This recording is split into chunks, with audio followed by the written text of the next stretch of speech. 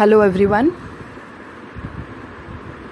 Today we are going to start with chapter number 1 of English literature, which is The Owls in the Family. This is chapter number 1 of your book, which is Mulberry English course book 5.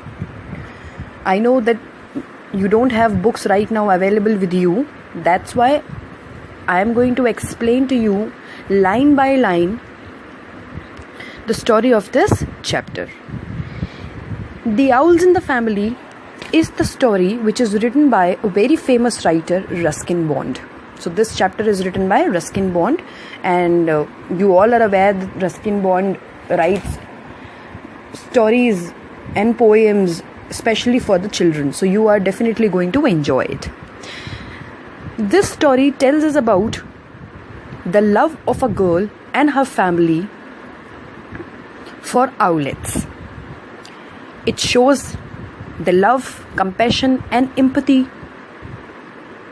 of the family towards birds.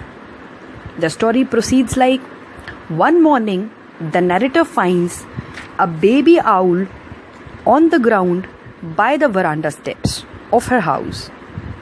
She, with the help of her grandfather, decide to take care of the owl, which not only makes her excited but little worried also. Why worried? Worried because obviously when you're going to find suddenly out of this thing, if you're going to find some bird lying there near your step, so obviously it is going to bring a little natural worry in your mind. So she was excited because she wanted to love that owlet which was lying there, but on the other hand she was little worried also. She feeds the owl and makes it cozy and comfortable. Children, do you know that birds are not normally afraid of men? Rather, they fear being attacked by other birds, especially during the daytime. And this is very much highlighted there in this chapter. Now, proceeding with the story, next morning the narrator finds another owlet almost at the same place where the first baby is found. So the next morning when she wakes up, she finds another owl lying there at the same place. She guesses the reason as the nest on the rooftop from where the babies fall. Likewise, she takes care of the new owlet and gives it a comfortable and safe environment. Next morning the narrator is startled to see the mother owl near the area and understands the love and concern for her kids. So now the story proceeds like this, that after two owls, the next morning narrator finds the mother owl at the same place, and she tries to understand the reason of the mother owl being there. And the reason, of course, you all understand that she is a mother, so obviously she's concerned about her babies. So not only this, the mother was there exactly to protect her babies from the danger. She leaves not only this thing but to protect her children from the enemies. She leaves a mouse near the mosquito net under which the babies are resting. So she thinks that the babies are not in the safe custody, and to protect them she decides to catch a mouse and leave that mouse there in the mosquito, near the mosquito net where the babies were resting. And on the other hand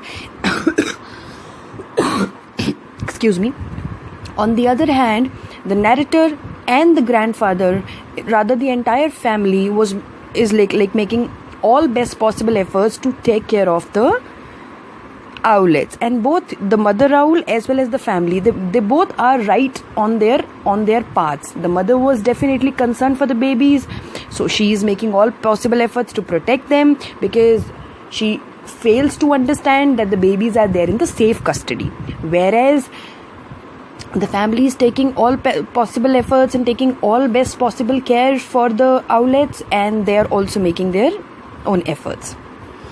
Now proceeding, the young narrator makes all possible efforts to grow the babies well, and 10 days later she and her grandfather decide to release them.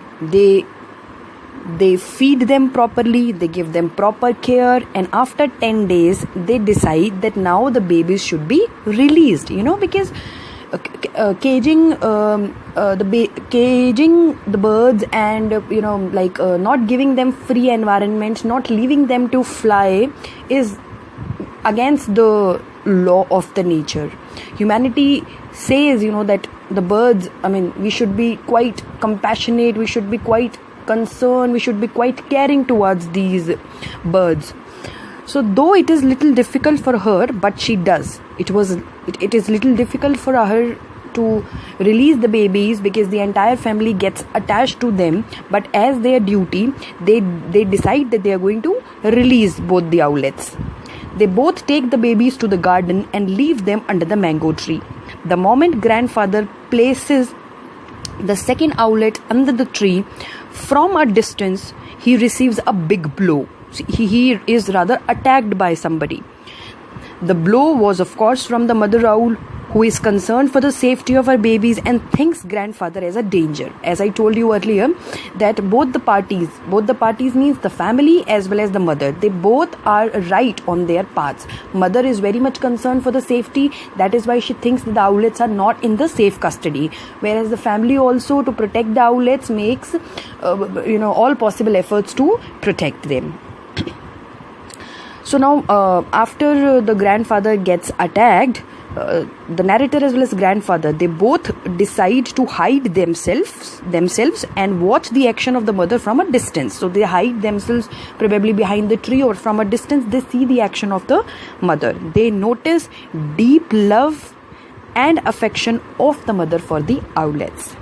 The following day, they noticed babies placed near the wall outside the door. Again, it was a very surprising moment for the family.